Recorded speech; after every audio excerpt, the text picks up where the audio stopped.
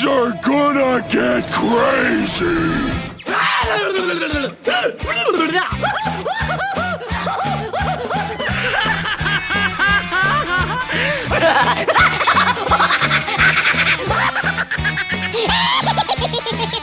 Most everyone's mad here.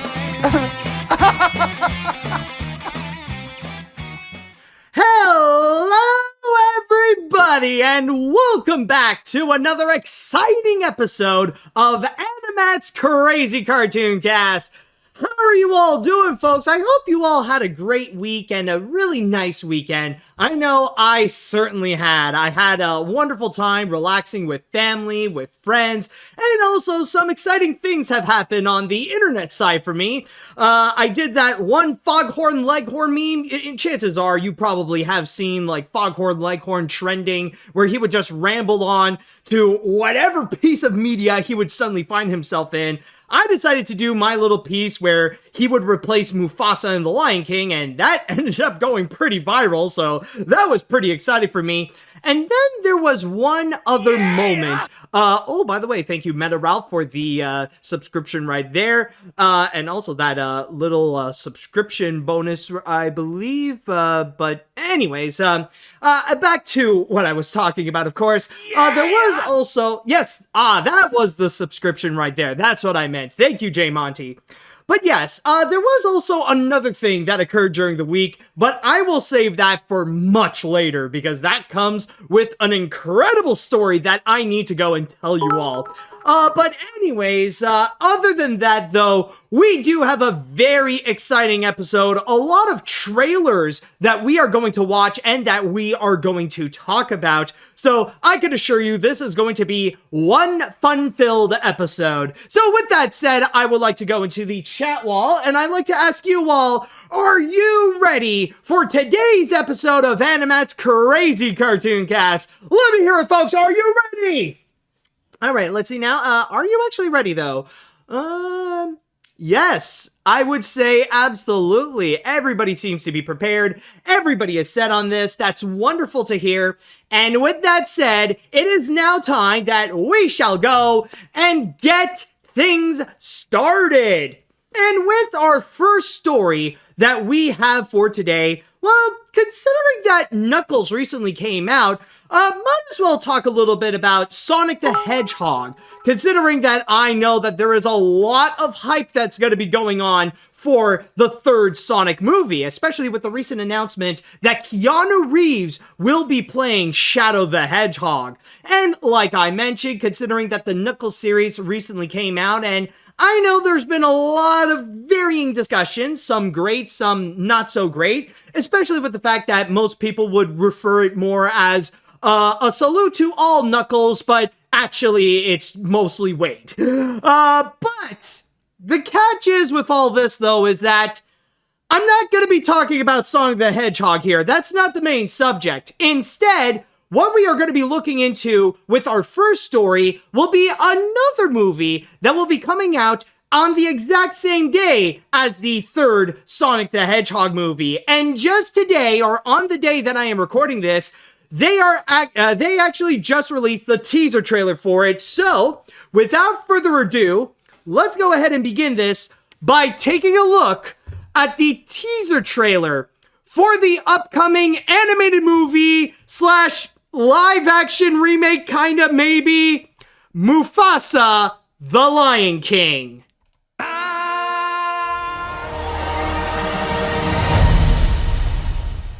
And that is Mufasa, The Lion King, in which it will be coming soon to theaters on December 20th. But that's not all, folks, because at the same time, with the reveal of the teaser trailer, they have also made an announcement regarding the cast. And on the YouTube video where they showed the Mufasa Lion King teaser trailer, Disney put out an entire list of all the voice casts and all the people who will be working on it. On top of Barry Jenkins, who will be the director of this feature, we also have the list of all the actors who are going to be playing the characters here, reading from my source on the YouTube video of the teaser trailer of Mufasa the Lion King, it states that Mufasa will be played by Aaron Pierre. Then you got Kelvin Harrison Jr., who will be playing as Taka, a lion prince with a bright future who accepts Mufasa into his family as a brother. And considering that Taka would become Mufasa's brother, I think we all know who this particular character would be. Or at least who he would become in The Lion King that we all know and love. Anyways, we also got Tiffany Boone as Sarabi, Kagiso Ledika as young Rafiki, Preston Nyman as Zazu. By the way, I do highly apologize if I mispronounce any of the names correctly. You know that sometimes pronunciations is not my best attribute. Case in point, you probably remember my whole spiel with totalitarianism. And yes, I've trained myself to know how to say that word much better. Anyways, where are we? And then we got some new characters here. We got Mads Mikkelsen as Kyros, a formidable lion with big plans for his pride. Thandwi Newton as Taka's mother, Eshi. Lenny James as Taka's father, Obasi. Anika Noni Rose as Mufasa's mother, Afia. So we got Tiana into the mix now. And, speaking of which, we also got Dr. Facilier as well. Keith David as Mufasa's father. Mufasa's father, Masego. Oh god, this is already, it feels weird. So now Tiana and Dr. Facilier, they hooked up and they raised a kid who just so happened to be Mufasa. I don't know, there's some weird context in this. I was like, wait a minute, something sounds a little bit off now that I mentioned the Princess and the Frog connection. But anyways, where are we now? Oh, we also got John, of course, we got some recurring people. We got John Connie as Rafiki, Seth Rogen as Pumbaa, Billy Eichner as Timon, Donald Glover as Simba, Beyonce Knowles Carter as Nala, and we also have introducing Beyonce's daughter, Blue Ivy Carter as Kiara. Yes, the same Kiara from The Lion King 2, Simba's Pride, who is the daughter of Simba and Nala. So for the first time in these Disney live-action remakes, or technically live-action remakes, we actually have a representation from the direct-to-home video sequels. You could correct me if I'm wrong in that case, but it looks like with Kiara, she seems to be the first representation. But then on top of that, you may have also seen one little part in the credits that seems to be very interesting. We also got some new original songs from Lin-Manuel Miranda. Yes, it has been confirmed that Lin-Manuel Miranda will actually be working on this with one of his collaborators from Moana, Mark Mancina. So some people may be wondering why didn't Lin-Manuel Miranda return for Moana 2? Well, I guess maybe he's just too busy with the Lion King sequel. Or the Lion King prequel, if you will. But then again, Mark Mancina did work on the first Moana and is also working on the second film, so who the fridge knows? But hey, this is so far what we know about all this, and now let me just go and say this right now. You know, maybe I'm not one of those people that absolutely despises the first Lion King remake.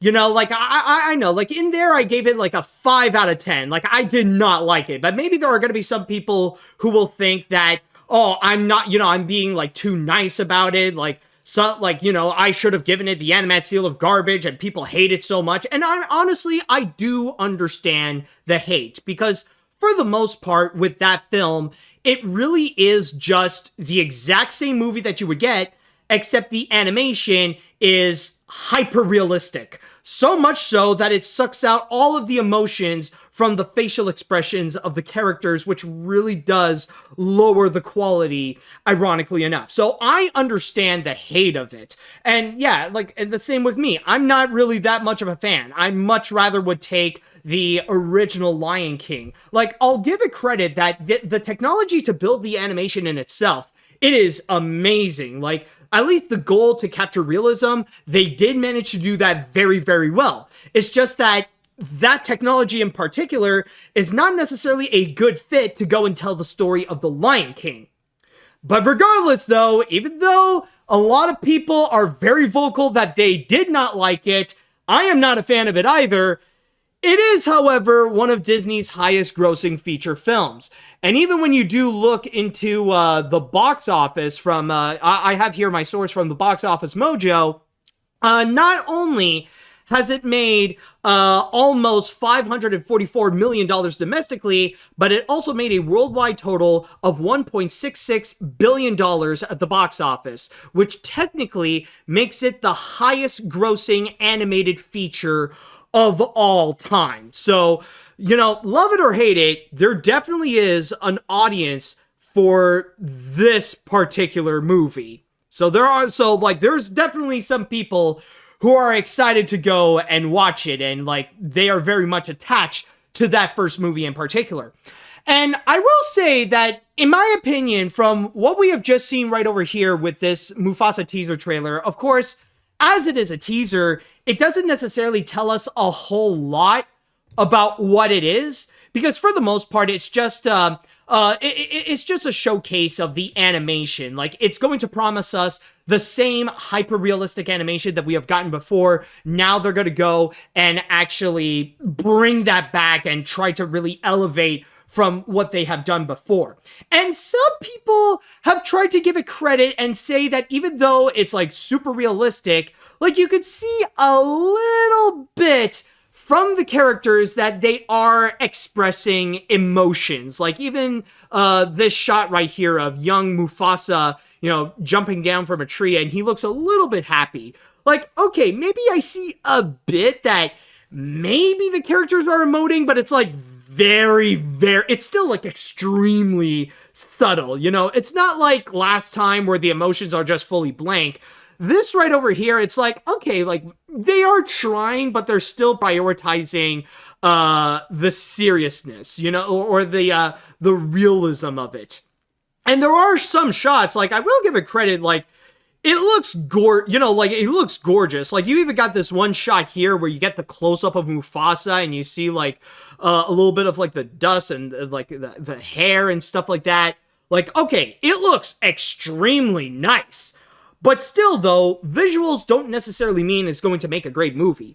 And, like, as impressive as all of this is going to be, I don't know how the final feature is going to be. Like, one thing they did not highlight, which should be the one thing that really sets itself apart from what we have gotten before, is going to be the story. Because they promise us a story that's going to be completely different. And the best way to go and quickly describe it is that you guys know how The Lion King is loosely based on Hamlet?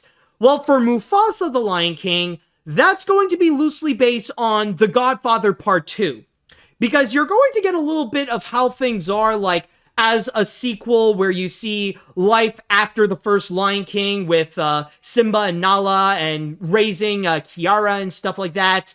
But then the main story is going to see Mufasa and his rise of power. How did he go from being this little orphan who had nothing and then rise up to the top to become the beloved king of the Pride Lands? So that's why it has like that strong connectability to The Godfather Part 2. Or I know like maybe there are some people that might say, well, it's more like this story or that story, but I feel like The Godfather Part 2 is kind of like the closest comparison that I could really think of. And honestly, I just want to comment that it feels like such a coincidence because even though we haven't seen anything so far, it's funny how they do promise us that we're going to see Mufasa and Scar, or Taka, as they are going to call him here, that we're going to see them as brothers, how we're going to see them like form a bond and stuff like that. But then, as we know, by the end of this movie, they're going to suddenly become enemies, and like they'll like probably Scar will feel betrayed, and he will go and like want revenge against Mufasa and stuff like that. And I find it funny mainly because of the fact that not too long ago we just saw Transformers 1. Or at least we saw the trailer of Transformers 1, where they would promise the same thing, where we would see the brotherhood between Optimus Prime and Megatron. And now we're going to see that again with Mufasa and Scar. But again, they didn't necessarily show us anything in terms of how the narrative is going to be. It's just promising us that the live-action remake from The Lion King is going to be coming back. But with that said, though, a lot of people might be wondering, I do see someone actually comment that apparently someone's saying Mr. Krabs and Plankton did it first. No. Actually, someone actually brought it up, a better comparison, like who technically did it first. It would have to be Ramses and Moses. Technically, that would be the first legitimate story of brothers to enemies. Like, it's that kind of thing. So, I don't know. Like, I'm not saying that Mufasa the Lion King is going to be, like, a retelling of the Ten Commandments. You're not going to see Mufasa suddenly step in and say, let my people go. It ain't going to be like that at all. I don't think Mufasa is going to be parting the Red Sea and you're going to see, like, the ocean rise up like, it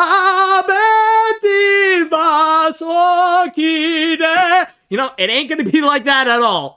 That's why it's better to compare it to The Godfather Part 2. So, the thing is with this trailer, I don't know, like for me, honestly, it's like, okay, it looks impressive, but I want to see how the story goes. Like, honestly, that might be the one thing it will have over The Lion King, or at least the 2019 version, because the 2019 version, like, yeah, we know what it is. At least with this one, it is going to be an original tale, something that not many people have actually heard about. So it's not going to be like a complete rehash of something that we're like fully familiar with, and it will try something new with the lore and with the story of the Lion King. So that is going to be the one thing that I am curious about, and especially that they do have Barry Jenkins involved. And honestly, like, I do admire him as a filmmaker, and I do find Moonlight to be a very underrated movie. Like, yeah, it did win Best Picture, but unfortunately, that was the movie that got completely overshadowed by the whole envelope controversy at the Oscars. You know, like the one that people thought La La Land won, but no, it was actually Moonlight. And honestly, like, it's too bad, because that is a great movie that people need to rewatch again. That honestly, it's a movie that should stand in its own merit, but people would just think of that moment at the Oscars. So honestly, having Barry Jenkins involved as the director, that is honestly pretty promising. So honestly, I am on board with that.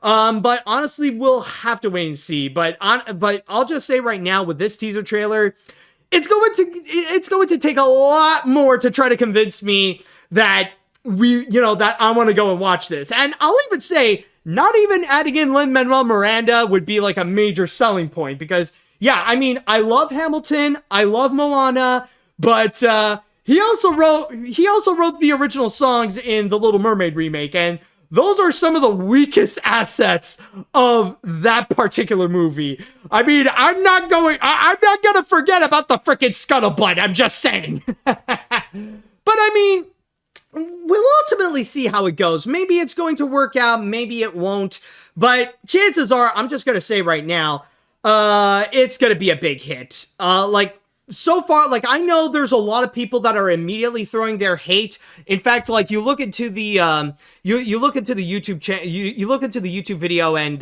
the ratio between likes and dislikes, and so far there are more likes than dislikes, but there's a prominent amount of dislikes that people are throwing in, especially with the fact that, well, number one, it's Disney, and I mean, the Disney hate is thriving. But also, especially the fact that this counts as one of the Disney live-action remakes. But still, though, like, we know that some film buffs and especially animation fans, they're immediately going to throw their hate on it. But it all depends on the people outside of that.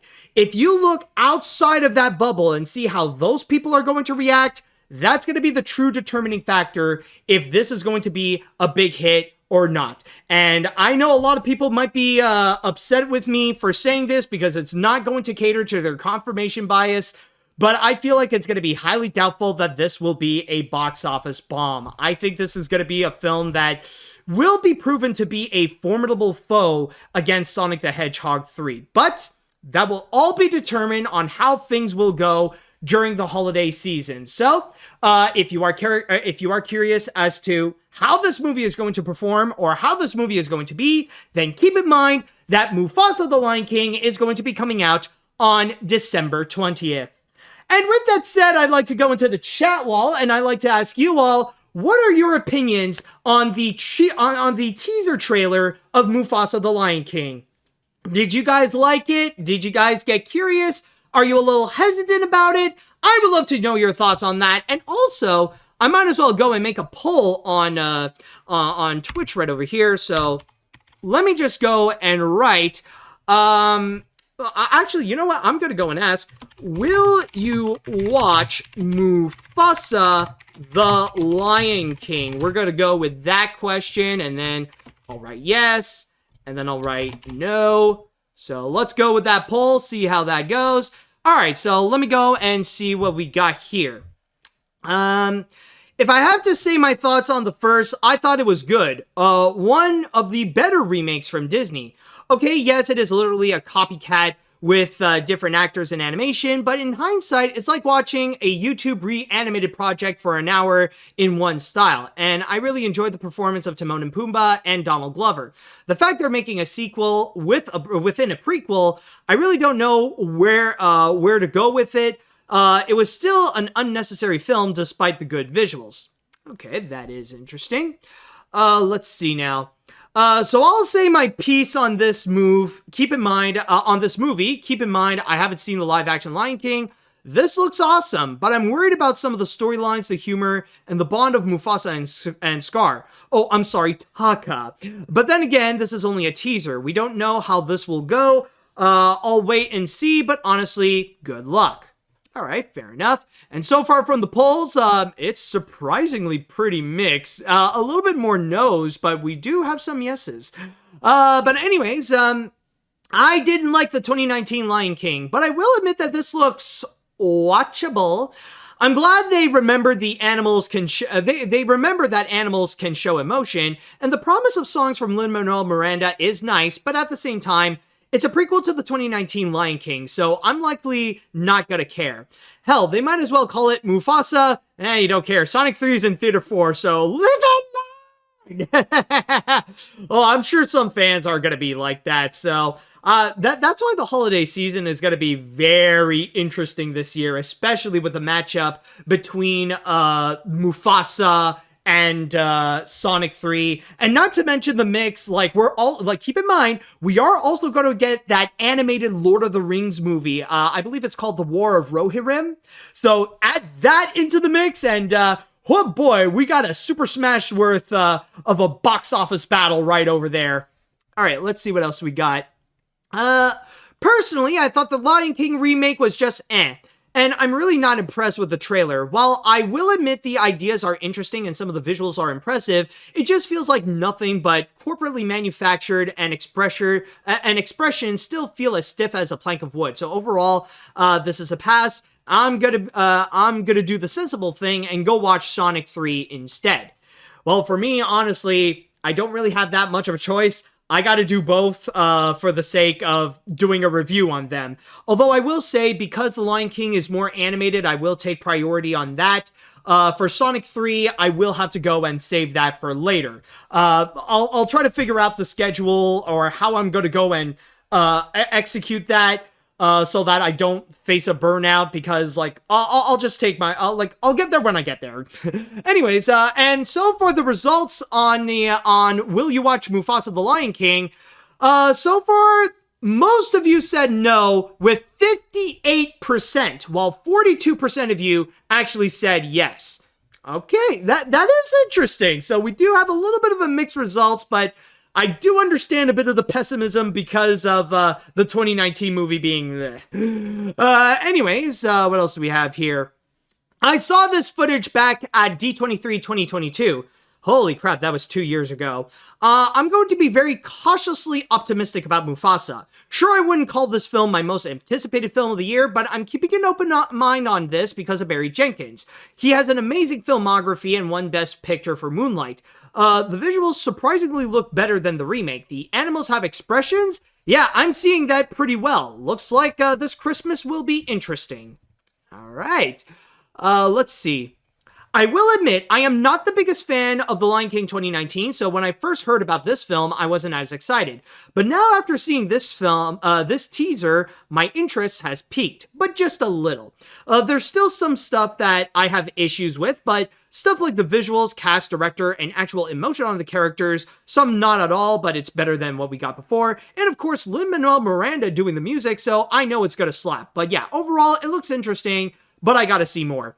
Yeah, I think that's honestly my opinion as well. It's like, okay, like, it looks intriguing, and honestly, the concepts sound, they catch my attention more so than whatever they show in the trailer, but it's like, you gotta show me a lot more to, like, prove me that this is gonna be worthwhile. Let's see, what, any other comments? Alright, I think I'll read 2 more. After watching the teaser, I think it was fine, I guess. The realistic animation is impressive, I must say, but the emotion on the animals didn't do much. The bit of voice acting is excellent with some talented people behind it. Didn't got much to say, and well, I think it's cool and all, but I'd rather watch Sonic 3 over a prequel. Sorry to go off topic, but yesterday, the Lost Everyone Knows That song is found. Oh, interesting. Okay. And then I don't have any hopes for the prequel, despite the first look of this teaser trailer. I know it has been 5 years since the 2019 remake came out, but I actually hate the remake since it didn't do anything new. The prequel has to do a lot more than Lin-Manuel Miranda's involvement and CGI animation to get to say it better or not. But I would rather see Sonic 3, Nosferatu, the animated Lord of the Rings film, than this. Also, Kraven the Hunter is coming on December 2, but I have no hopes either. We'll get to that later, don't worry. But anyways, now it is going to be time that we shall go on to our first break. And when we do return, we got another trailer, and it's not as popular or as prominent as Mufasa the Lion King, but it will be something that will definitely catch your attention, so stay tuned for that.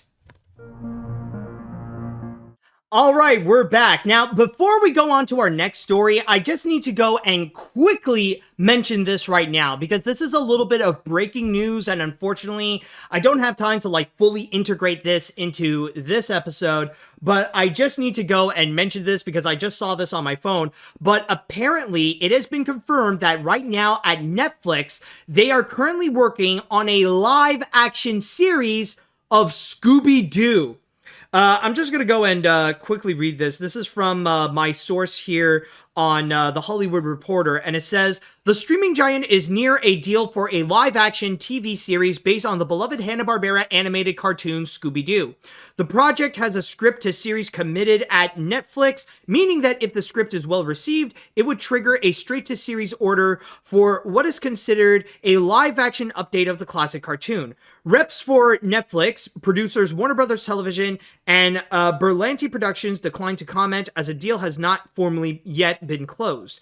They have even mentioned that the writers of the Cowboy Bebop live-action series on Netflix, which includes Josh Applebaum, whom I just recently talked about him, with him writing on the Space Mountain movie, and Scott Rosenberg will be hired to go and actually write the picture. We also got executive producers Andre Nemec, again, from the Space Mountain movie I just talked about before, and Jeff Pinkner.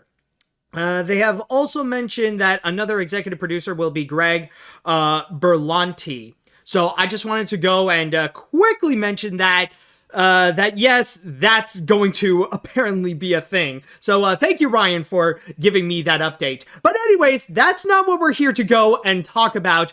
what I'm going to talk about is actually another trailer, but this time it will actually be a pretty historical animated film, as this will be the first ever fully hand-drawn animated feature made in Pakistan. And they actually just confirmed that there will be a world premiere at the Annecy Animation Film Festival. And recently they just put out the trailer, and I just need to tell you this, folks. It's a sight to behold. I know not many of you were really, excited or really blown away by Mufasa. But this one, though, I think it's another story. So without further ado, let's go ahead and take a look at the trailer for the upcoming Pakistani animated film, The Glassworker.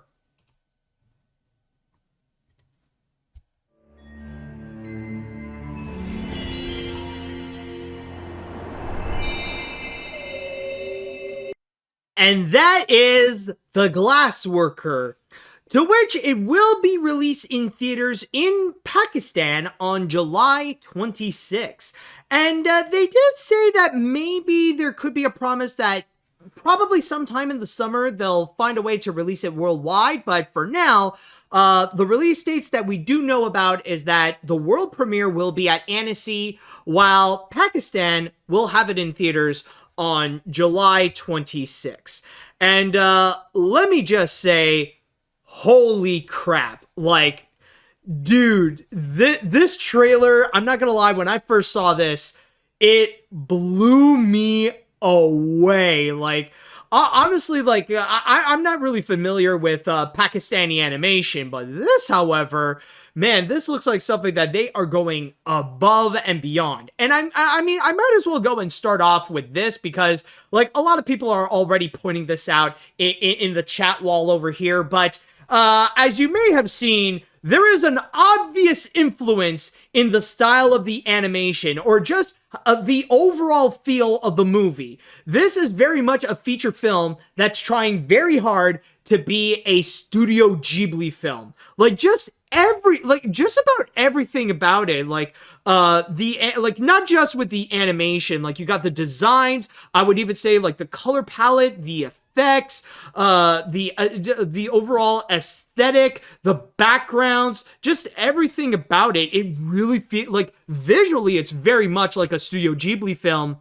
And even, in terms of the story, even, the storytelling feels a bit like Studio Ghibli as well, because this is a movie that's taking itself very seriously. This is not a comedy at all. This is the kind that it wants to be a bit more whimsical. It really is more into its own magic. And, you got a little bit of a love story that's going on, between the Glassworker and, the Colonel's daughter, who is high-ranking. So, you kind of have, a bit of this, well, not Romeo and Juliet, but you got, this, elegant, high-class girl with, the peasant boy, who's a little bit at the bottom of society, but then they found a connection. Maybe there's a love story going on with all this, and then you got the underlying tone that you got a commentary about war and how art plays a significant role in our society, that it is actually a lot more essential than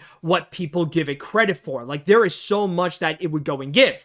But not everything is fully similar to Studio Ghibli. One great example is that when you do look at the animation, or you look into how they would move, especially a big clue would be in the beginning, you could tell that it doesn't move exactly like a Studio Ghibli film. In fact, I would even say it's a little bit more akin to what you would get in those mock animes, something similar to the veins of Avatar: The Last Airbender, or She-Ra and the Princesses of Power, or High Guardian Spice, those kinds of shows that they're not made in Japan, but they want to try to go and capture the anime look. It has that same kind of, it reminds me more of that, but I guess you could say that it's more like mock Studio Ghibli. But that's not to discredit the animation whatsoever. It is still very, very good, and everything that it offers, like, it's just so fascinating. Again, there's just layers upon layers upon layers, not just visually, but also with the storytelling as well. Like, I've already talked about the characters, where you do see a lot of development between the two leads with the colonel's daughter and with the glassworker, or in this case the glassworker's son. But then at the same time, you got like this war that is happening that's dividing people, and that they're just dropping, and like you got the military that's just dropping bombs everywhere. So you're going to have this anti-war commentary that will be going on. And I think, honestly, that's actually very well timed, considering the war that is currently going on with not just with Ukraine and Russia that is still happening, but also the war in Gaza between Israel and Pakistan. So I think it would be it's important to have like these kinds of discussions. And honestly, it's interesting to see a movie that would discuss about war, bring this up. So very well timed. But even like the magical components, there is a small bit of fantasy. It's not like the biggest highlight, but it is an element that it does highlight that, it is a little bit there. There is that small piece of magic that makes it a little bit more fantastical than usual. And that's another aspect that feels very Ghibli-esque, where, yes, it is, there's an element of fantasy, but it's not like the most prominent thing. It's just that we are in a world where that magic just so happens to be there, but it's not, but it's not like a full-on fantasy film with fairies and dragons and stuff like that. There's just that small bit of fantasy that would help go and enhance this storytelling over here, but the themes are still very much real, and that for the most part it is set in our world. Now, I will give it this. The trailer that they presented here, it is phenomenal. I think like just this trailer alone, they did a great job presenting how this movie is going to be, and how, and especially how this movie will come out. Like, honestly, like, this is something that immediately I watch this and I feel like I'm sold, and I'm very enthusiastic to see how this movie is going to be when it does come out, or when I do get the chance to go and see it. But will it be this good, though? That honestly will remain to be seen. This is going to be something that maybe this could actually work out. Maybe it might not. But either way, like, it has happened when the trailer itself is actually very, very good, but the movie would come out maybe not as great. So it honestly remains to be seen. But I will say this, though. If this trailer is, if the movie itself is as good as what this trailer is presented as, then we might be in for something extremely special. And I'll even say this right now. Maybe this might sound like a little bit of a hyperbole. Maybe this is a bit of an exaggeration. But I feel like there might be a bit of a possibility that this is going to be the kind of feature film in which, like, early next year, this could be the indie animated film that will be nominated during award season. You know how, like, in every award show, like at the Oscars or the Golden Globes or the BAFTAs or the Critics' Choice Awards or whatever, there's always that one prominent indie animated feature that would go and try to compete for Best Animated Feature. Like, this year, we had Robot Dreams. I feel like maybe The Glassworker is already up there, like, trying to fight for that title. And I would not be surprised if we might actually go and see that. Maybe this might be the case, maybe it might not, but who knows. But already, I just gotta say, it's honestly hard to describe, like, what else to go and talk about, because, like, the animation is absolutely beautiful.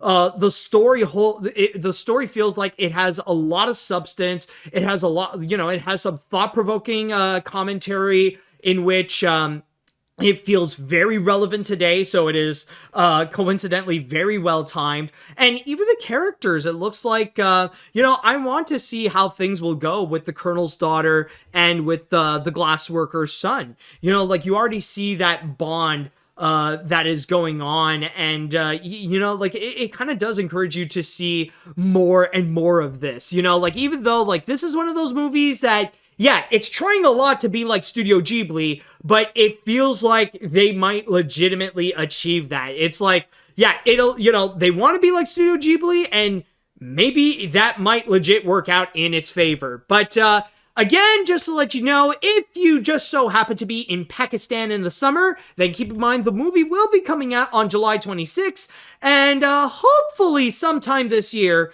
everyone else around the world will get a chance to go and see The Glassworker. Alright, so with that said, I'd like to go into the chat wall, and I'd like to ask you all, what do you all think about the Glassworker trailer? Were you guys amazed by what you have just seen? Are you a little bit more pessimistic about it? Do you have any criticisms? I would love to know what you all think. Honestly, in terms of the question that I could ask on Twitch, I don't know how I could go and say this, but let's see. Well, what question can I go and ask? Oh, you know what? I think I figured it out. Hold on. Let me just go and write this down. So, did the trailer convince you to watch The Glassworker? So let me just go and say yes, and then I'll also write no. All right, so I think we'll go with this question. So let's see how this one goes. All right, anyways, on to the chat wall. Let's see what you all have to say on this. Holy crow, this looks amazing. The Studio Ghibli style looks awe-inspiring. It looks like Miyazaki made this, and that's not a bad thing. The story is as good as it gets in terms of how real it can be, and this could be a great film. Maybe we should get more Pakistani animated movies. If it doesn't work, then this will make a great movie. Alright, let's see now. The Glassworker does look amazing. They nailed the Studio Ghibli look, and it's from Pakistan. I need to look up more of their works, like Mars Express. I'm going to give this film a helping hand by seeing it this summer, if it is released on time. Yeah, well, again, I'm not 100% sure when it will be released elsewhere in the world. I do hope so, and I mean, so far, it's getting a lot of very positive responses to it, so my best hope is that maybe we'll get someone like G Kids to come in and pick this up. I feel like this might be, like, and especially with the fact that G Kids is the one that's distributing the Studio Ghibli films in North America, also distributing the Studio Ponok films, since Studio Ponok is like a spin-off to Studio Ghibli, they would be a perfect fit. I think like they're the ones who should pay attention the most to this and say, yeah, let's go and get this, man. So that would be a significant one. I am hoping that G Kids can go and like distribute this for other places in the world. Anyways, and not to mention, G Kids would also be the perfect ones to go and put it in the awards competitions. Like if G Kids picks it up, then there's a very high chance it will see all those nominations, like at the Oscars and stuff like that. Wow, this looks absolutely tremendous. Not only does the animation look spectacular, but the tone, the way the characters interact, and the overall feel of this trailer feels similar to something Hayao Miyazaki would put out. I'm gonna definitely give it a watch when it is released in theaters in my area. Not only because I want to wait to see if it lives up to the hype, but also I don't have any money to travel to Pakistan. I'm too focused on a trip to Orlando. Yeah, that is fair. I wonder if there are going to be people out there who would be so willing to watch this movie to the point that they're going to be willing to go on a trip to Pakistan this summer just so they could watch The Glassworker on the big screen. But then again, if those people have the money to go and do that, then they would most likely go to Annecy, considering that they would have a premiere there, and technically it would be much closer. So I think that would be the safer bet to go, and especially it's going to be coming out soon, since it's going to be a little over a month that the Annecy Festival is going to happen. So at least we'll get the premiere like soon. And also, I just want to go and mention that on the poll on Twitch, apparently it's almost unanimous, with the exception of one voter. All of you have said that the trailer did convince you to go and watch The Glassworker, so that's very interesting to go and point out. Let's see, what other comments would there be? Oh, there's a bunch. Okay. Let's see. I gotta say, this trailer really looks amazing, and I think it could be something that could be on par with Studio Ghibli. So overall, this seems like it could be a solid contender for independent animated films at the Oscars. All right. The animation is fantastic without a doubt. Gives me some Studio Ghibli vibes. But still, the work is phenomenal. I'd rather wait until I hear some positive word of mouth on the film. It will definitely be one of the best animated features of the year. And one of the best indie films as well, alongside Robot Dreams. All right? Well, I mean, like, we'll wait and see. I think, like, even though the trailer is very promising, we're just gonna have to wait until we see how the movie will actually be, because that's going to be another obstacle that the film will have to go and face. Any other comments so far? Not in my anticipation list, but I am certainly keeping an eye out for The Glassworker. This will for sure win back the very interest in seeing award after being disqualified from last year, since it's coming out this year. Yeah, that is true, considering that this film had been in production for quite some time. I think it started, like, you could correct me if I'm wrong, but it started back in 2016 when they began with a Kickstarter campaign. And then over time, they have been working, like, again and again and again. They've been working for a long time on this. And they were in Annecy before, but I believe it was 2 years ago that they put up a work-in-progress version of it. And not a lot of talk has been going on about it. But now, it looks like, now that the movie is officially finished, I think the discussions will be a lot more rampant, and that is if the movie turns out to be as amazing as the trailer presents itself. Let's see, anything else? Surprisingly, not many people put out their piece, but okay, well, in that case, well, yeah, so that is The Glassworker then.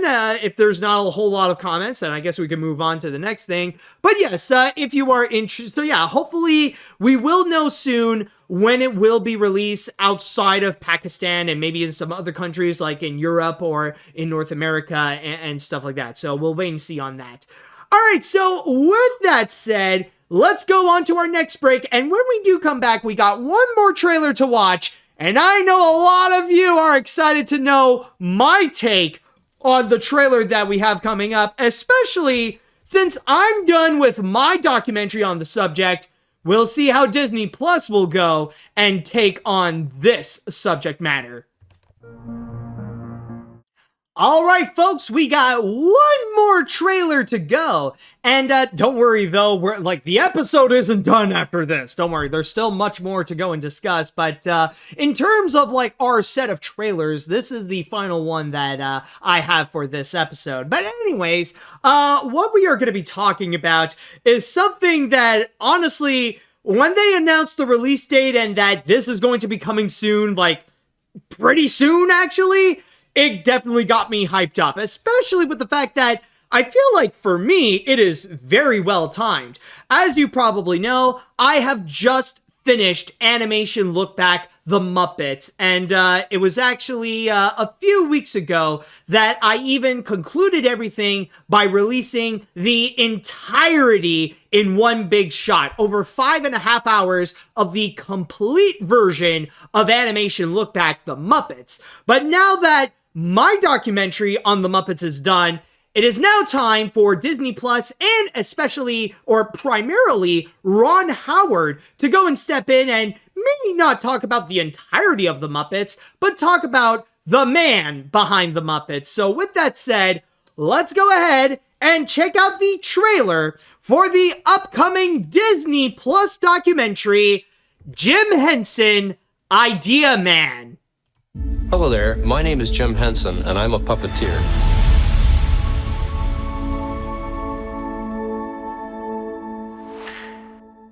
And that is Jim Henson, Idea Man, directed by Ron Howard, to which the documentary will be coming to Disney Plus on May 31st. Now, chances are, if you have an interest in the Muppets, you haven't just seen my documentary on the Muppets, or well, like, even though like maybe you have seen it, but you probably have more likely seen either Kevin Perjure's documentary or his 5-part documentary on Jim Henson, or even have read the book by Brian J. Jones. Now we are going to have a different interpretation on the life of Jim Henson, and like I mentioned before, this one will be brought to us by Ron Howard, filled with many different interviews from both his colleagues, his friends, and his family as well. A lot of people talking about who Jim Henson is, and based on what we have seen in the documentary, it looks like the kind that not only is it going to be highlighting the fame of the Muppets and his, you know, like how he created Kermit the Frog, which surprisingly enough, it looks like there is going to be some animation that will be involved. Like, you have this one little moment that features the creation of Kermit the Frog, like right over here, where we see like the stitches and like the ping pong balls being painted in order to go and create Kermit, or at least the first Kermit the Frog. So we will have like little bits of animation to go and segue during some of the scenes. So we do have that's going to be going on. But also, interestingly enough, that this will be the kind that will look into the highs and lows of Jim Henson. But, and by that I mean like, his complex life, like especially as a family man, as an artist, and like you saw, like especially at the end where like they listed so many things of who Jim Henson is. Like they would go and say artist, father, and then friend, and then innovator, and then visionary, and legend, and all that kind of stuff. Like they would go and highlight all of these things about who Jim Henson is. And not only would they go and highlight about how great of a person that he is, but also how these things can be very conflicting.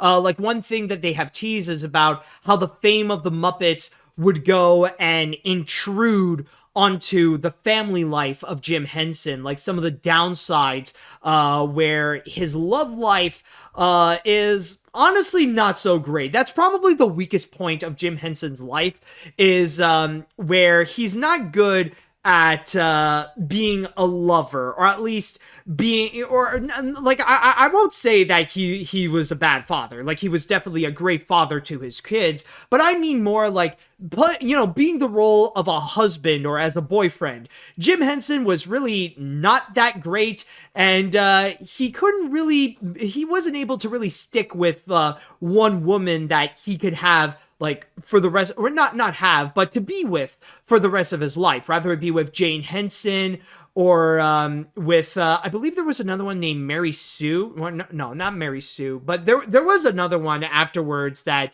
the relationship just went on and off, and ultimately it just never really worked out. In fact, Chapel, you could go and correct me on that, on who was that other woman, honestly. Like I'm trying to remember that name. I know it starts with an M. It's like Mary something. But yeah, all this to say, like, it's also going to look into the downside of some of Jim Henson's life, like some of his flaws as well. And let's see. Oh, did somebody? Okay, no, not yet. Not yet from there. No, not Jane Henson. Like I've already mentioned Jane. I mean the one after Jane. Is it Mary Beth? I think it could be Mary Beth. Okay, I think that might be her, but you guys know what I mean. Anyways, going back to what I was talking about, I will say though, one thing that I want to be very curious to see, like one thing I'm anticipating to see how they're gonna go and handle it, is Jim Henson's final chapter. Like the final part of his life. And you know what I'm talking about. the one that Jim Henson himself calls that goddamn deal. How are they going to go and address the whole deal with Michael Eisner and Jeffrey Katzenberg, those anticipated plans in order to make an entire Muppet section? Marianne, that is it. Marianne is the name. Okay, thank you. But yes, I am honestly very curious to how they're gonna go and approach the Disney deal and how that affected his life as well, ultimately leading to his downfall. And if they're gonna go and address if Disney might be in the wrong to go, like with the way that they tried to like pressure Jim Henson onto the deal and like how they kept trying to lowball him and stuff like that. Because one thing I will give Disney credit with their documentaries is that they are surprisingly not afraid to go and admit their faults. Like, they're not afraid to look back into their history and they will say, yeah, we're going to take the L on this one. And one great example is the Mickey Mouse documentary. For those of you who don't know, there was a Mickey Mouse documentary that came out, I think it was last year, maybe, like in conjunction with the 95th anniversary of Mickey Mouse.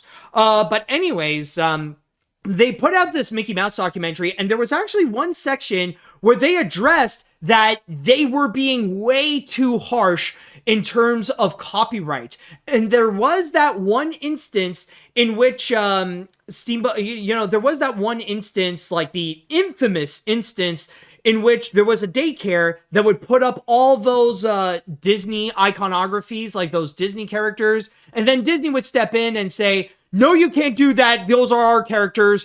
Like, take it down. Paint the walls and stuff like that. And in that documentary, it was 2022. Okay, I was wrong. Sorry about that. But anyways, that Mickey Mouse documentary that I'm talking about on Disney Plus. But yeah, Disney actually addressed that in the documentary, and they said, yeah, no, we messed up. We were being dumb. Like, we were being way too harsh with copyright on that. So maybe it could be the same thing. Maybe with this documentary, they will talk about things like Muppet Vision 3D. They will talk about the Disney deal, Jim Henson's relationship with Michael Eisner, and maybe we will see like a bit of how like Disney kind of messed up on that. Because yeah, honestly, throughout that whole thing, Disney was really in the wrong. And even Michael Eisner, like, he was trying to be the good guy compared to Jeffrey Katzenberg, but he cannot stop pestering Jim Henson about, about Sesame Street. What do you think? He's like that nice guy who would go and pester his friend who is a girl to maybe be in a relationship or maybe have sex and stuff like that. So yeah, Michael Eisner was that guy. But either way, though, I will say with this, with the trailer that we have seen at the very least, yeah, this looks like it's going to be a very emotional documentary. Like, this is going to be one that will have a lot of love, especially for the people who loved him. And I will even say, like, one of my personal favorite moments, and like one that almost got me really choked up, is with Frank Oz. It was that one moment when he was asked, like, what would he say to Jim Henson if he suddenly came back to life? Like, this little moment.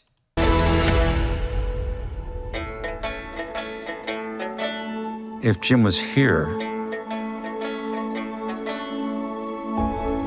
I just have to thank him. Yeah, that moment, oh my god, that is just very nice. So I think there's going to be a whole lot of these very tender moments that we are going to have, especially with the interviews from Jim Henson's family. Like, we saw interviews with Brian Henson, and then they're also going to be talking with people like Dave Goelz, and as we have seen here with Frank Oz. Yeah, I am definitely hyped up. I would even go as far and say that this is right now my most anticipated movie on Disney Plus. And not to mention, the fact that it is a documentary makes it even more exciting. Because I just want to say, like, say what you will about Disney Plus, but I feel like they are very underrated when it comes to releasing documentaries. When Disney would put out a documentary, like, they feel like absolute must-watches, and like some of the most underrated content, or the most underrated projects, sorry, I know, like, content is a pretty taboo word, but some of the most underrated projects that you will find on Disney Plus. Like not just that Mickey Mouse documentary. There's also the Howard Ashman documentary by Don Hahn. Highly recommended. Go check that one out. There is also the Imagineering story by Leslie Iwerks, a great documentary series about the history of Disney Imagineering from its inception all the way up to before, I think, yeah, all the way up to before the pandemic. I would say all the way up to Rise of the Resistance. That's another great one that I highly recommend you go and check out. And yeah, I know there's a lot of others. Some people are saying there's also the Beach Boys documentary that they have coming out. So yeah, I do understand. Like there's so many others, but the point is with Disney Plus, they could bring out some phenomenal documentaries. And not to mention, there's also another one, the Get Back documentary with the Beatles. Like that is also a very fascinating one to go and watch. But yeah, like and some people are even bringing up some others as well. Light and Magic, the documentary about industrial lights and magic. Another great example right there. Thank you, My Echo 4. So yeah, but all this to say, you bet that as a Muppet fan, I am absolutely hyped up for this. I am really excited to see what they are going to do with this, and especially seeing the life of Jim Henson, seeing the legacy that he has done, and all. Like, even though, like, yeah, I know the documentary, like, I know the life story of Jim Henson. I've done like so much research for it. For Animation Look Back, but still, I want to see what they have, especially seeing if there is going to be more of like never before seen footage of Jim Henson making these works. Like even though there's a lot of them that are easily recognizable that you could go and find online, stuff that they would go and take from other documentaries in the past, like of Muppets and Men and stuff like that. But I want to see like if there's more like never before seen footage of like his life with his family, or like some never before seen footage of stuff like making the Jim Henson Hour or Muppet Vision 3D and stuff like that. I would be I would be very interested to see what they are going to do. But yeah, I am very excited for it. And if you are as excited as I am to go and check this movie out, then or this documentary out, then keep in mind it will be released on Disney Plus on May 31st. And with that said, I'd like to go into the chat wall, and I'd like to ask you all, what did you all think about the trailer for the documentary Jim Henson Idea Man? Are you guys excited to go and check this out? Do you have any questions of how this documentary is going to be? Let me know what you think. In fact, let me go and write down a poll, and I will go and ask you all, just to be sure. Yeah,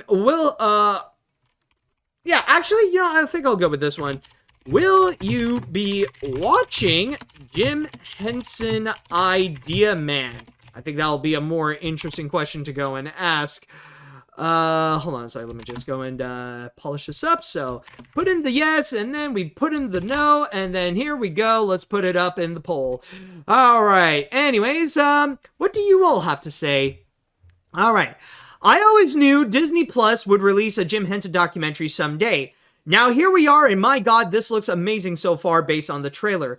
I also noticed that live action short film he made, oh, excuse me, folks, is also highlighted there, that earned him an Oscar nomination. I need a moment here. I think Disney Plus has been releasing amazing documentaries like The Beatles. They are now like VH1 in the best way possible. All right, let's see what we got here. This trailer looks really impressive, and it looks like it could be a pretty emotional documentary, especially with how it goes into Jim Henson's life and how he created the Muppets and made them into what we know him today. So overall, this looks great. Also, one thing I'm wondering is if we will see how he got his start with the Wilkins coffee commercials. Well, I think we will. I think there will be a moment where they are going to highlight that. Sorry, don't mean to do that little inception. going back into the documentary, it's like right at the beginning, you do see a little moment. Like, yeah, they do highlight a lot of the Muppet Show and Sesame Street, but there is this one quick little part. Like right over here, you see Wilkins and Wokins. So yeah, they will talk a little bit about like the Wilkins coffee commercials. So they will talk about that during Jim's beginnings for sure. Let's see now.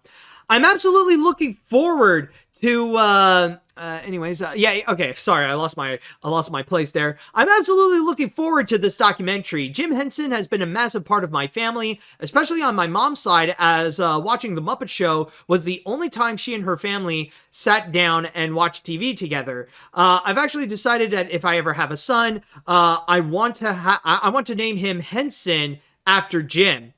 Oh, that's very nice. Okay, so you're gonna name the kid Henson. Like, honestly, like, I thought Jim would be, like, the more subtle way, but going with, Henson? All right. You know, that is kind of next level there. Anyways, what other comments would we have here? This looks like it'll be an excellent documentary alongside Kevin's series and your animation look back on the Muppets, which I adore the work you put into it. Oh, thank you so much, dude. Now with Ron Howard on board with tackling the story, it looks like it'll be very emotional and amazing of how he'll talk about Jim Henson's life and career as a visionary, inventor, and idea man. Funny enough, it'll be released on my 21st birthday, so yippee! All right, hey, I mean, what an awesome way to celebrate your birthday, to go and watch the documentary. Man, that would be a great idea. And I just want to say that on the Twitch poll, it's pretty much unanimous. It is 100% that all the people who have voted, they will indeed be watching Jim Henson Idea Man. All right, what other comments would there be? Just want to go and double check. Honestly, even after seeing your animation look back, I'm honestly anticipated to just see another one. Like, honestly, my heart has been filled with Muppet-related productions lately, since I actually have been rewatching works I forgot about, like Muppet Treasure Island and In Space. So honestly, it would be nice to go back into the works from the creator himself.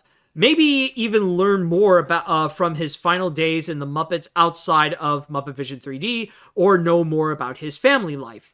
Yeah, I think they did promise that we will be looking more into that, and that is one thing that they have promoted a little bit, that we will see a bit more into the family life of Jim Henson. And like I mentioned before, that's going to be one where we will see some of the ups and downs as we see people like Lisa and Brian talk about that family life and how things, rather it be with Jane or with Marianne, it ain't so great, you know? So that, you know, like, I think we will learn more about it, but it won't be as fun-loving as his time with the Muppets. I'll just go and say that. Anyways, any other comments? Let's see what we have here. Jim Henson documentary, sign me up. As a fan of both yours and Kevin Perjurer's, then this will be great. Disney Plus has made brilliant documentaries. I'll watch this when it comes out. Also, AniMat, would you like some Wilkins coffee? Because I'll drink that when I watch it. Sure. Yeah, sure. Yeah, okay, I'll definitely go and watch it. By the way, just on a side note, could you please take away the cannon that's on the side there? Honestly, it's just like throughout this whole thing, this is it's making me uncomfortable. So yes, I did say it. I want to have some Wilkins coffee. So yeah, you can take that away now, please. Okay, anyways, hopefully that will be settled right there. Let's see what else. Any other comments? I guess I'll just read one more here. Let's see now. I can't wait to see the rest of this documentary, as I have seen the first 30 minutes to a dear friend of mine, Paul Williams, the co-writer of Rainbow Connection, and let's just say it is heavily in Disney's it is Healy in Disney's favor and paints Disney as a monitor to Jim Henson, but we will have to see the rest to know for sure. All right, I don't know if that sentence is fully clear, admittedly, but All right. But anyways, all right. So, too bad, instantly backfires. All right. But anyways, as we are going to take care of the canon situation, just keep that in mind that the Jim Henson documentary, Jim Henson Idea Man, will be coming soon on Disney Plus on, I was about to say December, but it will be on May 31st. Yes, May 31st on Disney Plus. And we will be right back. We're going to take another break. And when we do return, we will go into some news in which we will be talking about a couple of delays. And let me just say these delays are very interesting. And you will know why when we return. Hey, welcome back, everybody. Now, on our next story, we're going to go back into some movie news. Maybe not necessarily animation news, but I feel like this one is very interesting. And this has to do with some movie delays. And the reason why I want to bring this up is because we have seen a bunch of them that has happened in the past week, including one in which is The Wild Robot. And I feel like it is kind of a coincidence because you probably remember in the last episode when I talked about the Transformers 1 trailer, I mentioned about how it was very interesting to see how both Transformers 1 and The Wild Robot would be released on the same day, that they would be directly competing against each other, and from the looks of it, for the same audience. However, the day after I recorded that episode, Universal and DreamWorks Animation have revealed that they would delay The Wild Robot by just 1 week. So instead of being released on September 20th, they would be released on September 27th.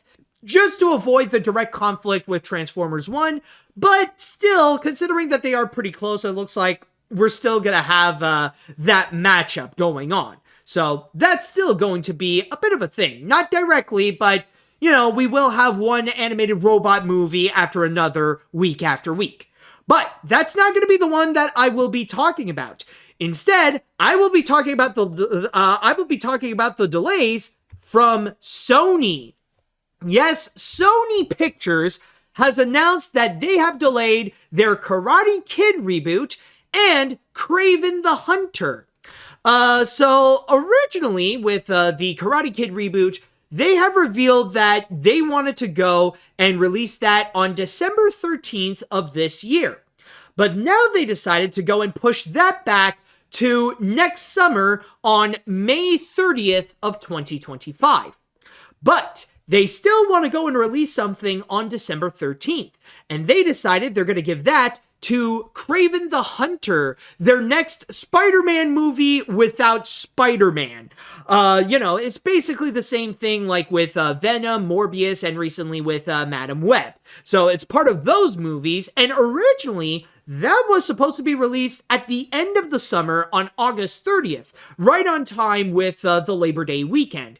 But they decided that instead, they're going to take Kraven the Hunter and they're going to go and release that on December 13th, alongside some of the other movies that I've recently talked about, like with the animated Lord of the Rings movie, The War of Rohirrim, the Mufasa the Lion King, and Sonic the Hedgehog 3, which I'll talk about later. But at the same time, Sony has also done some other schedule changes and additions even, which I will go and read here from my source on Deadline, as it states, added to the release calendar is the Blumhouse title They Listen, which will now go over the 4-day Labor Day weekend this year. The only other wide entry over the holiday is roadside attractions Mohit Ramchandani directed title City of Dreams. And also debuting next summer is Legendary and Sony's animated, okay, it's not an animated movie, it's a live-action animation hybrid, just to go and clarify, that movie Animal Friends on August 15th of 2025, featuring the voices of Jason Momoa, Ryan Reynolds, Aubrey Plaza, and Dan Levi, among others. Already on that date is Timur Bekmambetov's sci-fi Chris Pratt and Rebecca Ferguson movie Mercy. So that's pretty much the big thing. It's just Sony doing a slight schedule change up with some of their feature films, and some of them, may I say, are actually pretty interesting. So let me just go and start off with the Karate Kid reboot, because I know there is a lot of anticipation for that one. I know there was a lot of hype, especially when there was a campaign not too long ago that Sony wanted to do where they were looking for one of their stars. Like, they put up a open worldwide audition that any Asian teenager out there who would want to go and audition for this movie, that was their opportunity to go and do so.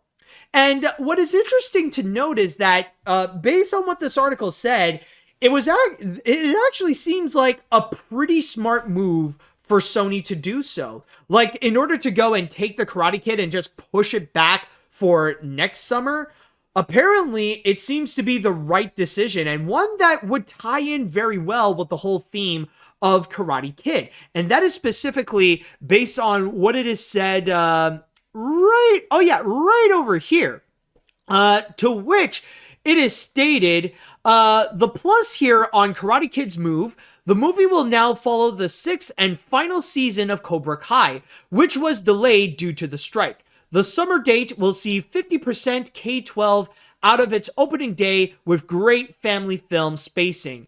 Warner Brothers has the weekend reserved for an untitled movie. Through 5 movies, the Karate Kid cinematic franchise courts north of $620 million worldwide. So basically, they're pretty much saying that with Cobra Kai, like, they're going to have that season and it's going to wrap things up, and it will make it more fresh in people's minds about the whole theming of Karate Kid. And not to mention that, based on what they are saying, at least with this Karate Kid, it will be more or less family friendly. So, like, they want to make sure that, well, like, it'll be like a PG film, or at the most a PG-13 movie. So they do want to have families to come in and to go and check this movie out. So they want to go and take advantage of that. So maybe, like, moving it to May 30th, it will definitely be a lot more of a blessing, and it will give it a far better chance than it would be in December, where it's just all crowded and highly competitive. Which brings me to the other movie that they have delayed, Kraven the Hunter, which, as you may know, this is not the first time that Sony would go and delay that movie. Especially with the fact that, well, technically, we should have gotten it by now. I think originally it had a release date of October of 2023, but then because of the strike, Sony went and delayed that picture to August of this year. But now, once again, they got to go and delay that again to the end of this year, to December. It kind of went into a similar thing to what happened with Spider-Man Across the Spider-Verse, where it was originally planned for April of 2022, but then that had to be delayed again to October of that year, but then be delayed once more to June of 2023. Part of it was because of, part of it was because of the pandemic, but the main reason was because of the toxic work environment that was brewed by Phil Lord and Chris Miller. But that's a whole different story altogether.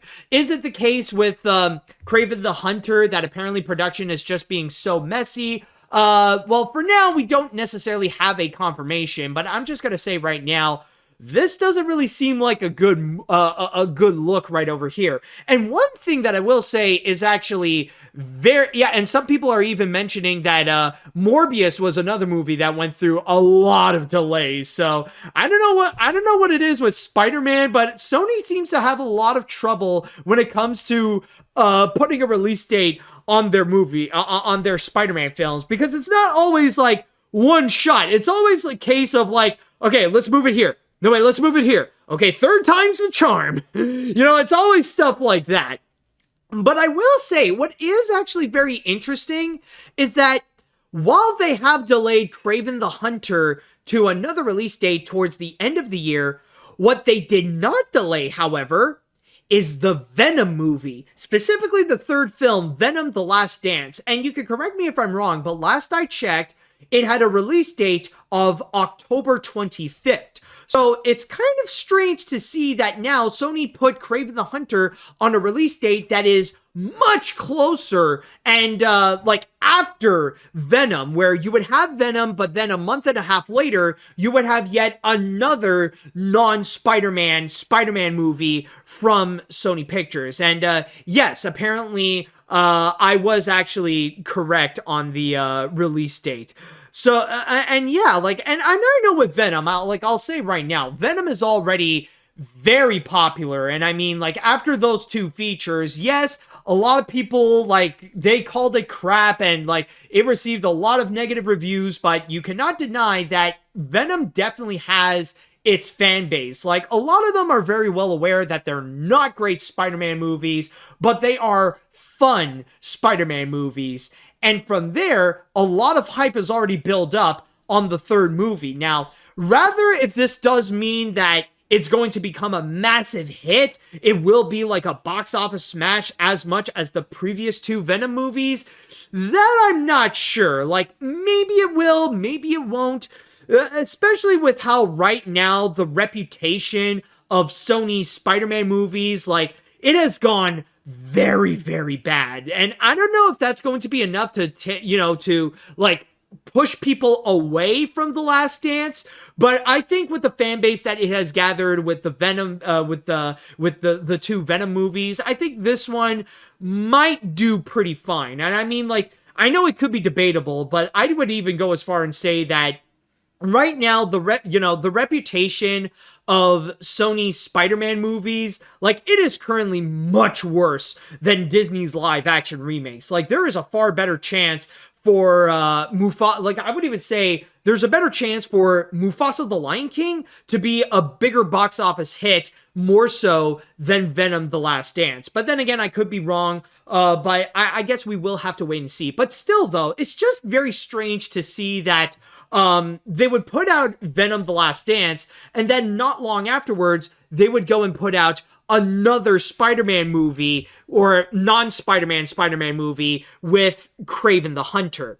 And especially with putting that release date on December 13th, because I've already mentioned this plenty of times before, especially in this episode, but we're going to be in for an extremely competitive holiday season for 2024. Because like I mentioned, because at the same time with Kraven the Hunter, on the same day, you got the animated Lord of the Rings movie, The War of Rohirrim, and then the week after, you have Mufasa the Lion King and Sonic the Hedgehog 3, among other features that will be coming out at that time. And that, for me, I feel like it says two things, or it says one of two things. Like, this is a case that it is either or.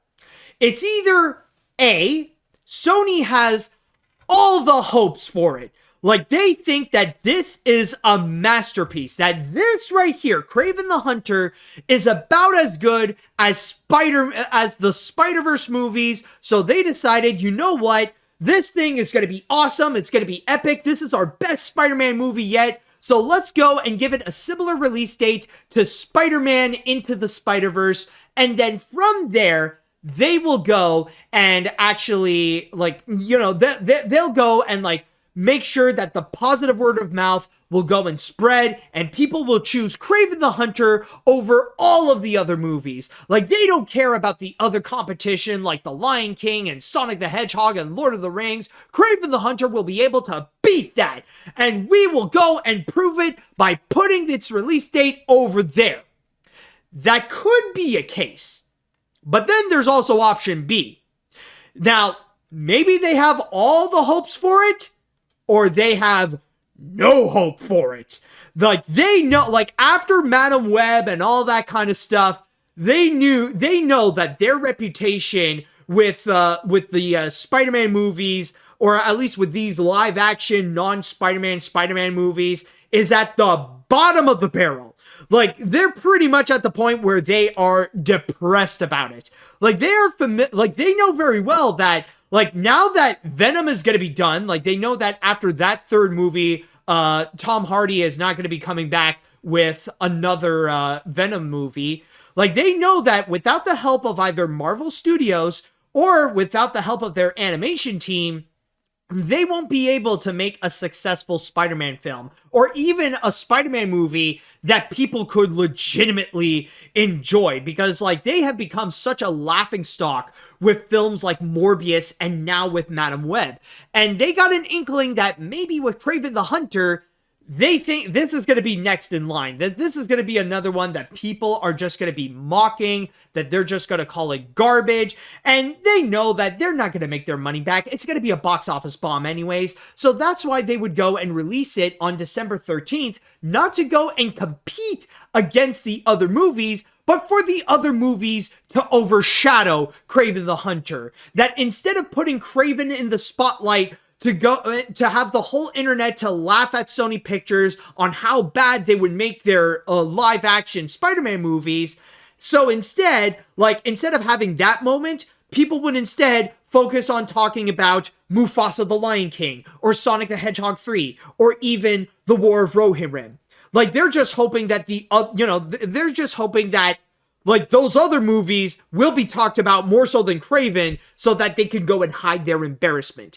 But keep in mind, though, those are just my two theories. That's what I think, like, from an outsider's perspective, what I believe is the reasoning to why they would put Kraven the Hunter on that specific release date. Because, yeah, that's a very competitive one. And if you would go and put your movie out there, it's either you absolutely have all the hopes for it or you do not have hopes for it.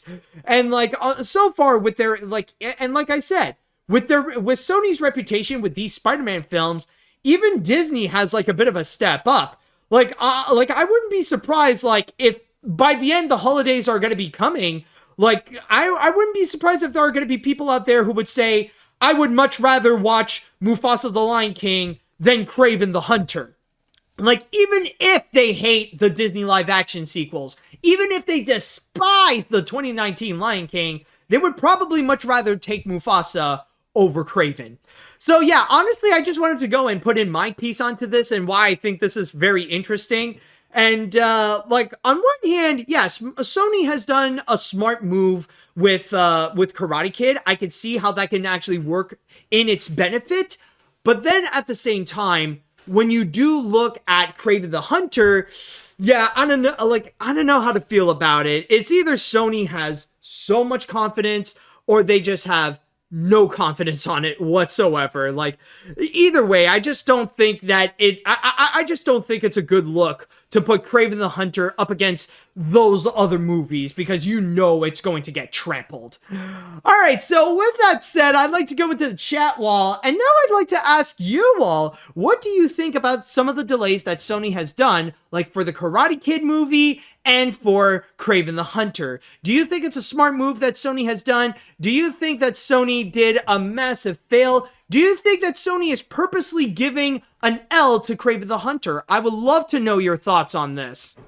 All right, let's see what we got.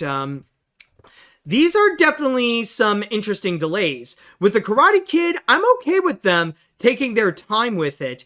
As for Kraven the Hunter, not only has Sony basically given up with it, but will be repeating... hold on a sec. Right here. Not only has Sony basically given up with it, but will be repeating history with it coming out before Sonic 3 because of how beforehand Morbius was released the week before Sonic 2, so Sony has basically given up. Yeah, honestly, I think what you just mentioned here, that might prove my theory as to the latter, to option B. Because it is true, like, Morbius was released around the same time as Sonic 2. And while Sonic 2 thrived, Morbius just became a massive embarrassment. Like, it became a major flop for Sony. And probably an extremely rare case in which Morbius was so bad, was so much of a bomb, it became a failure twice in theaters. So from there...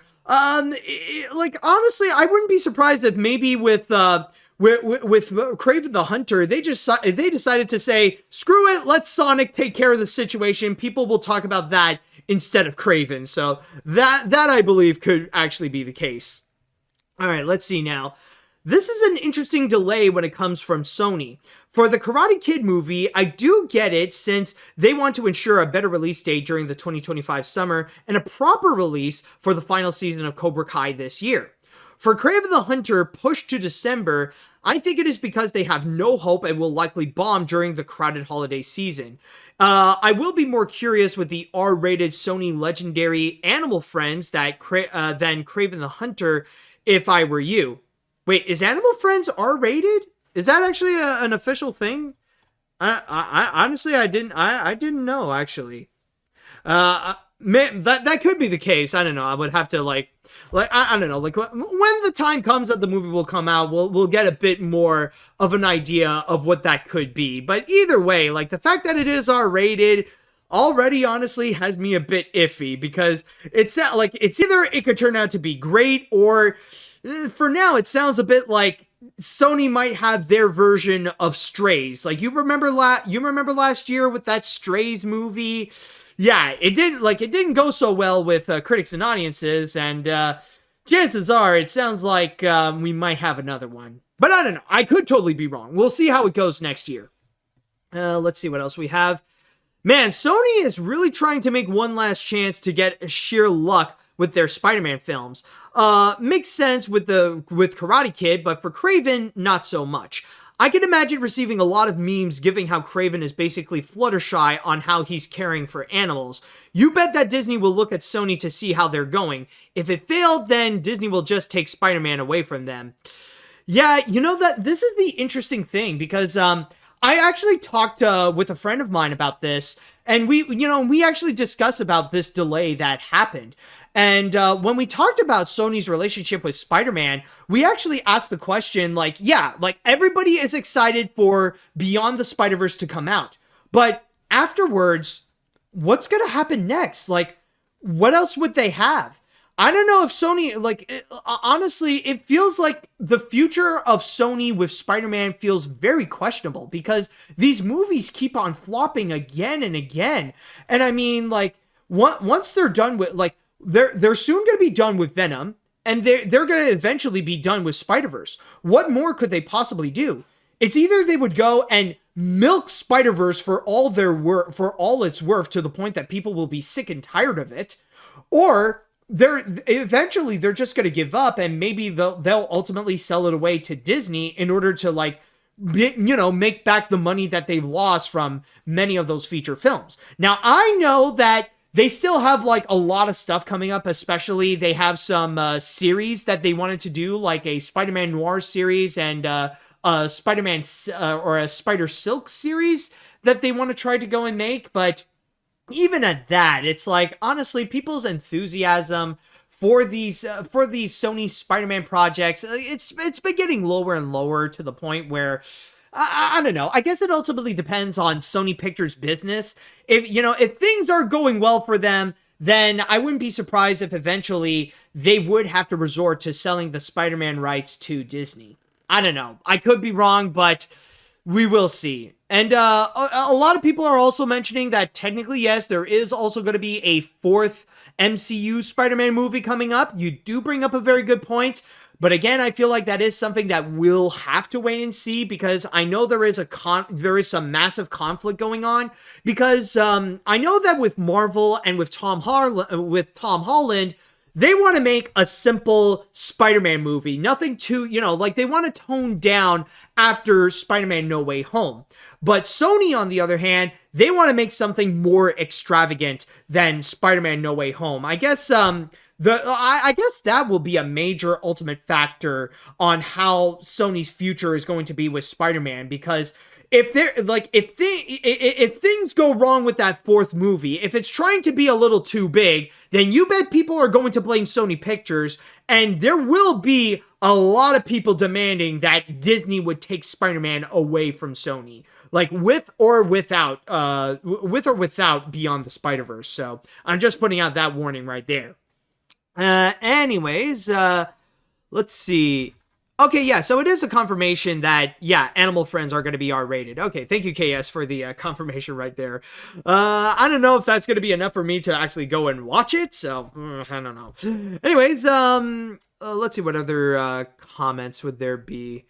Why does Sony keep sending their live-action Spider-Man spin-offs to get delayed so many times to the point where they die? They didn't learn their lesson with Morbius and Madam Web. Not to mention, we already have a great modern portrayal of Kraven thanks to the PS5 Spider-Man 2 game. Yeah, Shadow the Hedgehog already has my money this weekend. Well, yeah, exactly.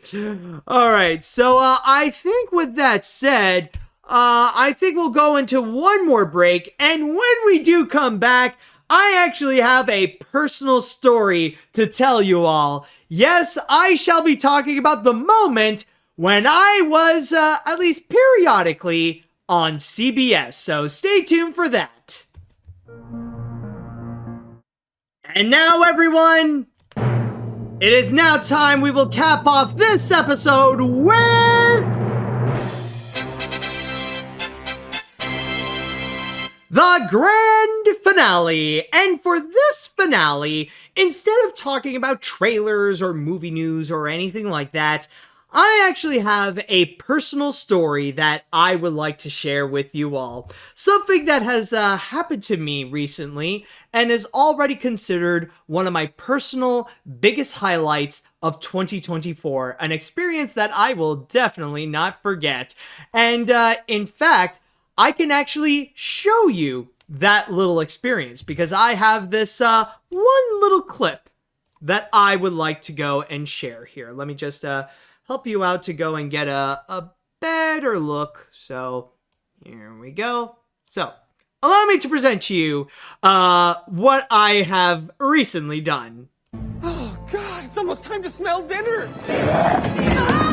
Oh, imagine! Fish, you fish.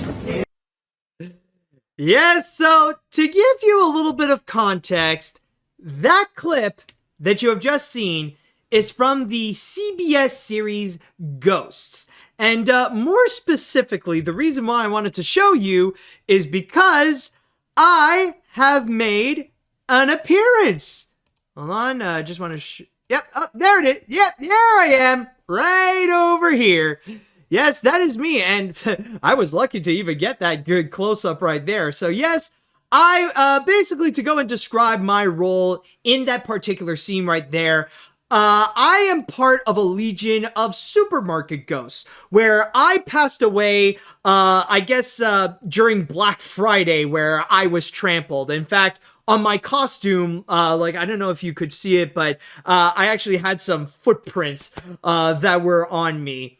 And I was holding on to this I was holding on to this console next to my co-star right over here. And to show you even more proof that I was on it, I even received credits right over here. So yes, as you can see, this is part of the credits from that particular episode.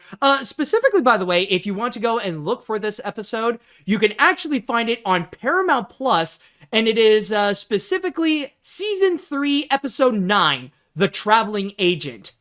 And as you can see, like, the customer one did not appear in that scene, but yes, you have seen me alongside Marc-Andre Boulanger as the Butcher Ghost, the one with the big the big cleaver on his head. So that was honestly a fun and impressive makeup job that they have done there. And yes, and here is my name over here, Matt Brunet as Funyo 1, alongside my other Funyo co-star, Shalom Campbell. A cool girl, by the way, really great as well. And by the way, I am called Funyo mainly because that is the name of the console that me and Shalom were holding.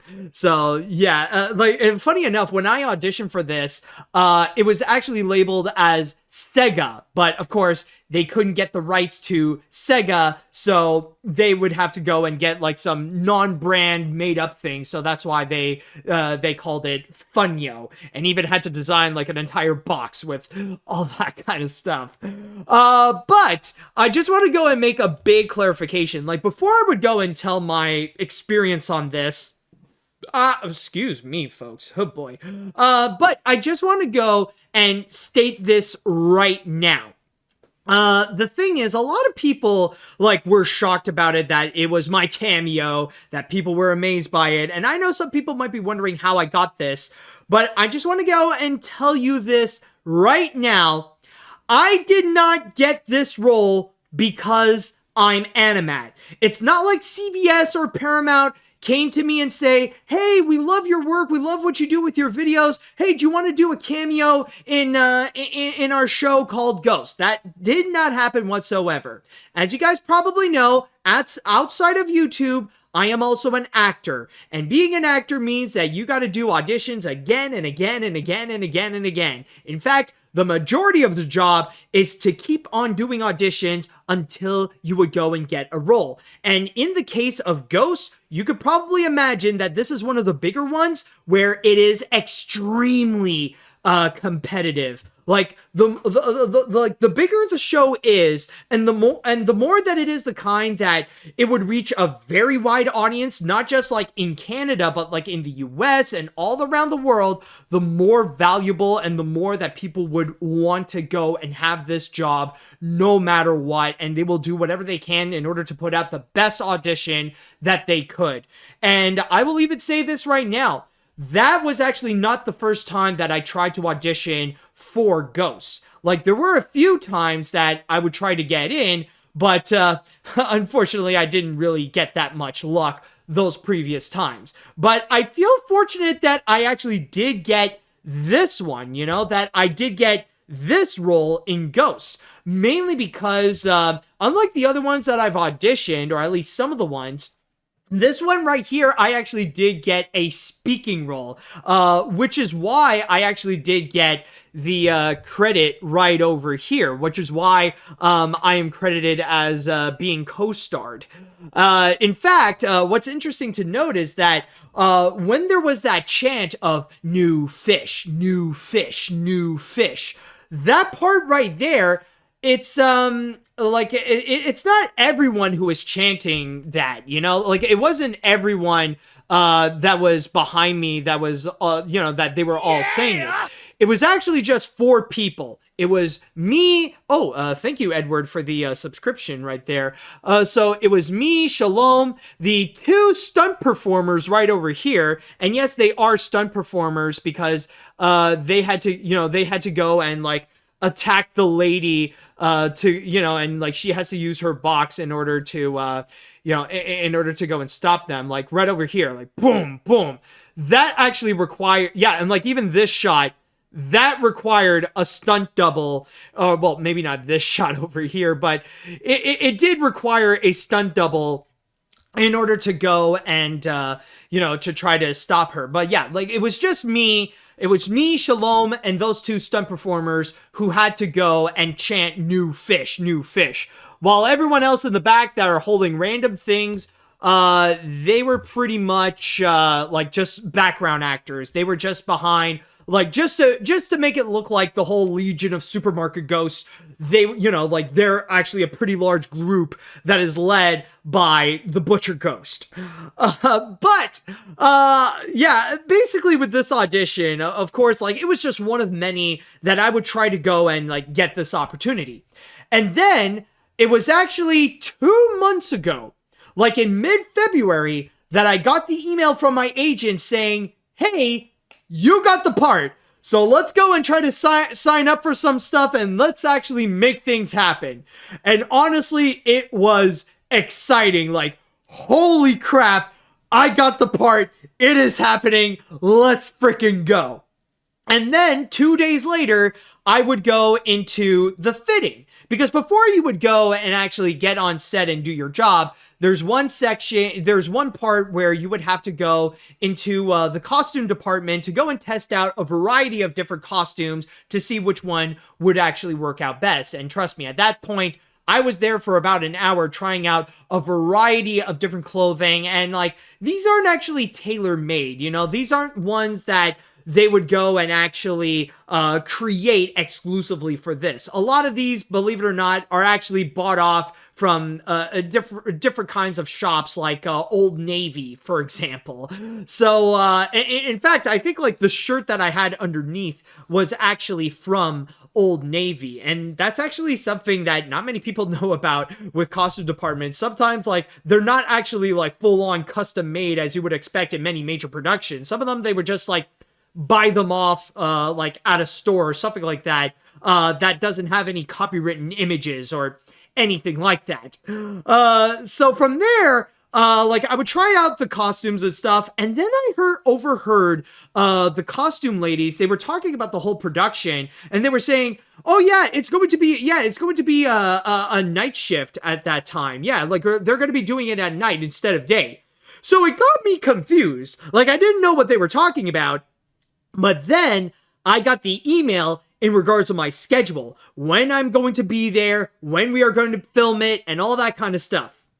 And apparently, let's just say it was a 9 to 5 job, but in a reverse, in which I have to work from the PM to the AM. So I was so like my whole experience on that day went from 8 p.m. to 6 a.m. So I had to work all night. And at first, I was freaking out. I was like, oh crap. Like, am I ready for this? I was not prepared that there would be a moment where I'm gonna have to work during the night and just not sleep. Like, it would literally have to be something in which I have to go out in the night and I can only finish the job when the sun comes up. So honestly, it was a pretty daunting task. Now, I have done some acting jobs before where I have to be there stupidly early. Like, I had to wake up at like 4:30 in the morning or at 5 so that I could be on set at like 5:30 or something before the sun would officially come up, and then we would do the filming. I have done that before, but like doing a night shift, oh boy, I never had that before. So I was honestly prepping myself up. Like the day before, I tried to stay up as late as I can, and then on the day of, like before I would go out, I would do everything I can to like, eat a massively big and rich meal that would like knock me out and put myself in a food coma.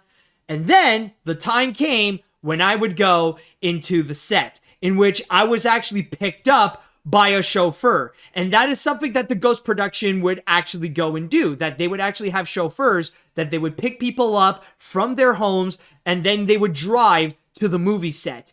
And I'll even answer right now, the reason why it had to be a night shift is mainly because the supermarket that they were filming is actually a real supermarket. Like, this isn't like a whole set that is all elaborate and stuff like that. They had to legit go and rent a real supermarket in order to go and film it. And because it is a real supermarket, they cannot go and reserve it during the day because, well, I mean, people have to go and buy their groceries and stuff like that. So they can only do it during the closing hours. And honestly, it was very impressive with what they have done, mainly because, keep in mind, I'm from Montreal. And with our Montreal stores, and especially with our grocery stores, everything has to be bilingual. And usually French would be a lot more prominent. So there was a lot of work that was done within that grocery store to make it just exclusively English. Like, full on hide the French as much as they can to make it look like this place is still set in the US. So yeah, basically we were doing all that.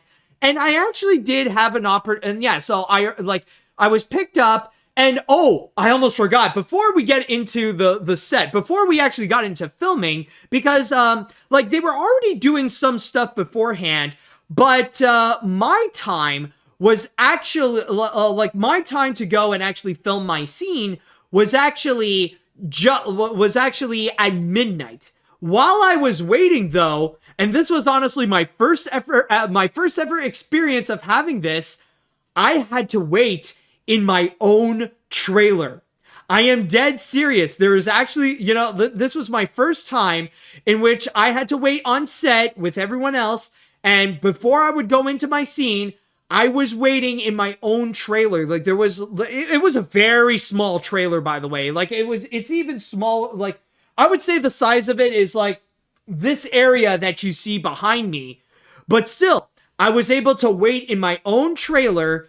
And during that time, like I would wait until like the makeup department would go and like, add some touch-ups on me to make sure I look camera ready, that my hair is good, that my costume is all neat and all that kind of stuff. But for a good while, like I was just relaxing in my own little area that I could say that it is my trailer. And like even on the front of it, it actually says like like they have the title, it's Ghosts, and even says like this is reserved for Funyo 1. So honestly, it was like I was just freaking out. Like I don't care how small it is, the fact that I had my own trailer that had my own little sink and my own little couch and my own little bathroom, it was like for me it was like the most awesome thing, and it's like the most glamorous that I ever felt. It's like, I'm in a trailer that is for me.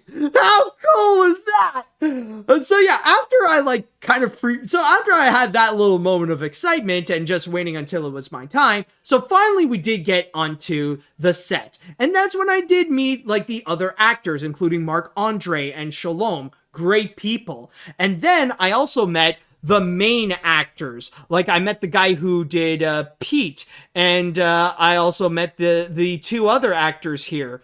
And may I say, interacting with these people, they are so nice. They are so friendly. And I mean, they're good at their jobs, but they are just wonderful people overall. Very very friendly to me, very friendly to everyone else. And like you could tell that these are people who love their craft. They love acting, and they loved working on this show in particular. And even I believe the actor who plays Pete, his name is Richie. Like he was even talking about how like he's very close to all the actors in Ghosts, and that they have their own little Facebook Messenger group, like sharing their experiences with one another, like hanging out, like they are real friends in real life. So that is just great to see. And working on this set and like working on this, yes, I can pretty much confirm that all this took one night. Like that shot that I showed you, yeah, it took a long time in order to go and film, especially to do like one shot after another again and again in order to make sure that not only that everything is right, like there were no like bloopers or mess ups or anything like that. It was mainly to go and make sure that like all the shots that they wanted to get was correct. Like not just the ones where we see Pete, like not just the close-ups right over here, but also like, the shots of us like walking in front. And then there's also like the shots where they would go and like even these moments, they have to do like several shots, like the overhead shot, the one at the bottom, like they did a whole lot of them that they had to do one after another. So it is like, even for just a TV show, it is a long process, but it is still very professional. And even like the effect, like I gotta mention, like even the effect that they did here, like the backlighting with the ghostly glow with all of us, with Marc-Andre, with Shalom, and with me. And then you would also have like, the moment where like all the lights just go down, like this moment right over here, boom, like that moment, like that was honestly really cool. And yes, they did shut down the lights on the entire supermarket. So I would just say overall, and there is one more experience that I want to go and share with you all. So like, yeah, that whole time was just absolutely great, and so far is one of my biggest highlights both for this year and in my acting career. And then when it was time a few days ago when I can go and actually share it with the world, to go and tell everyone that I was in Ghosts, honestly, I was surprised of the reactions that I have gotten, especially that they're like, apparently they're like, I have never seen Ghosts before, but many people have actually. And it's amazing how there were many people out there who actually did comment as I was sharing all this, that they actually recognized me. That they were like, not only were they Ghosts fans, that they were watching the show, but they also saw my cameo and they were saying, hey, wait, hold on a sec. Is that who I think it is? Is that AniMat's here? And then suddenly the credits would go and pop up. They would pop up and it would confirm that. And a lot of people, you know, like, of course I did get congratulations, but a lot of, like, it was honestly crazy to see, like, yo, I love that show. That was you. Holy crap. I thought I recognized you. Like, it was honestly crazy. And it's just, it's honestly such a magical feeling to see how people responded to that and how they were very, you know, and how like they were just amazed that there was an AniMat cameo in Ghost. So overall, I just wanted to go and highlight this and to just share my experience, that it was just a wonderful time. I enjoyed and I loved being with everyone there. They were all professional. They're all great people. And honestly, I do hope that more of this will come in the future. It was a very exciting time and especially a great boost for my acting career, because I'll just tell you all this right now. Being AniMat does nothing for my acting career. People are not going to care about my YouTube channel or anything like that, and it's not going to be something that will give me acting opportunities. But the fact that that part of my career, like so far, it went off on a very strong start, where in February I got to go and film this. And now that it aired, now that people saw my appearance, like now that I could go and like put that on my demo and put it on my resume that I was on this series, like it felt, you know, it felt great. And it gave me a lot of like newfound hope for my acting career, that things will definitely pick up from there. So yeah, I just thought that I could go and just share my experience with you all and just have a moment to actually talk about it. And it just tell my story about my experience with working in Ghosts. So anyways, with that said, I'll pass this on to the chat wall, and I'd like to ask you all, what do you all think about this? And if you do watch Ghosts, I would love to know your thoughts about that little scene as well. All right, let's see now. Congratulations on getting your part in Ghosts, AniMat. I'm not sure if you're allowed to, but you might want to consider using Funyo1 and the line New Fish as emotes on Twitch. Again, not sure if you're allowed to, considering it's part of a popular show on CBS, but if you are, that would be awesome. I mean, I could consider it, and I mean, it would actually be funny if I could do that as like a subscription notification. I could do that. I know what Double Toast did. They do that all the time, where they would take like stuff from movies and they would like use little clips as their subscriber notification or stuff like that. So maybe I could consider that. Like instead of the instead of that, I could just use New Fish. That could be an interesting one. All right, let's see now. This is just cool that you got the part on an extra, being in not only in a TV show, but in a CBS series I've never seen before. And by the way, just want to state right now, this is not an extra part. There is a difference between being a co-star and being an extra, because extras do not have lines. Because I would go and chant New Fish, that makes me considered a co-star. So I just want to go and make that clarification.